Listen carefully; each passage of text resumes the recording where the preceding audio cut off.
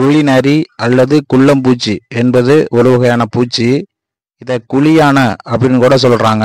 குழிநரியோட வளர்ச்சி பெண் குழிநரி பொருத்தமான இடத்துல முட்டையிடுறத பொறுத்து அமையுது. முட்டையிலிருந்து வெளில வர்ற லார்வா சுறுசுறுப்பா வேட்டையாடக்கூடியது. இது எறும்பு மாதிரி இருக்கக்கூடிய உயிரினங்களை பிடிச்சி சாப்பிடுது. இது தன்னோட இரையை பிடிக்கிறதுக்கு தோட்டங்கள், திறந்தவெளி பகுதி, குறிப்பா மணல் மாதிரி இருக்கக்கூடிய பகுதியில தலைகீழான கூம்பு வடிவ சரிவான குழிகளை உருவாக்குது. இந்த குழியோட எந்த பக்கத்துலயும் எறும்பு போன்ற பூச்சிங்க கால் வச்சாலும் அது குழியோட மையப்பகுதியில சறுக்கி விழுந்து அதுக்கு உணவாயிடும். வேட்டையாடுறவங்க ஒரு யானைய எப்படி பள்ளமிட்டி பிடிப்பாங்களோ அதே மாதிரி இந்த குழிநரி தன்னோட இரைய ஒரு குழியை உருவாக்கி பிடிக்குது. இது உலகம் முழுக்க பரவி காணப்படுது. சில குழிநரி லார்வாக்கள் குப்பைகள் அல்லது இலைகளுக்கு இடையில பதுங்கி இருந்து தங்களோட இரைய வேட்டையாடுதுங்க. தமிழ்ல இத குழிநரி அப்படின்னு அழைக்கிறாங்க.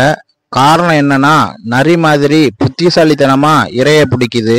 ஆங்கிலத்துல இத ஆண்ட்லயன், அதாவது சிங்க எறும்பு அப்படின்னு சொல்றாங்க.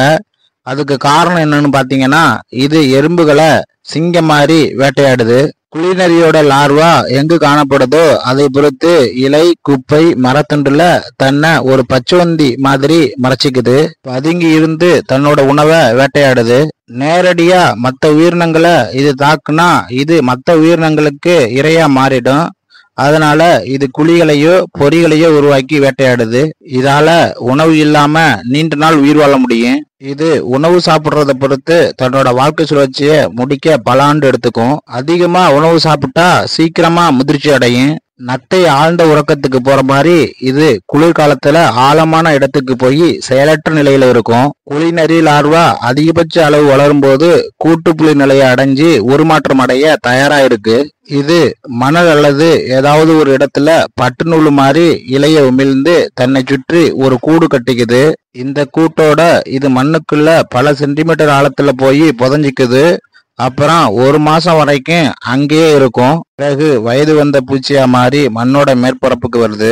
மேற்பரப்புக்கு வந்ததும் 20 நிமிஷத்துக்கு பிறகு குழிநரிக்கு இறக்கைகள் முழுசா திறக்கப்படுது. அப்புறம் தன்னோட ஒரு துணையை தேடி போயிருது. இப்படி வளர்ந்த குழிநரி பூச்சிய அதிகமா பகல்ல பார்க்க முடியாது. இரவு நேரத்துல மட்டும்தான் ரொம்ப அரிதா பார்க்க முடியும். இப்படி வளர்ந்த இந்த குழிநரி பூச்சியை பார்க்கறதுக்கு அப்படியே தட்டாம்பூச்சி மாதிரியே இருக்கும். அதாவது ஊசி தட்டான் மாதிரியே இருக்கும்.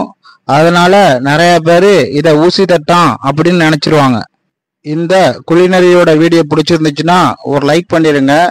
நீங்க பண்ணக்கூடிய ஒவ்வொரு லைக்கும் எங்களுக்கு மோட்டிவேஷனா இருக்கும். இது போன்ற அமேசிங் ஃபேக்டை தெரிந்து கொள்ள நமது ட்ரிபிள் பை ஸ்டோரி சேனலை சப்ஸ்கிரைப் செய்யுங்கள்.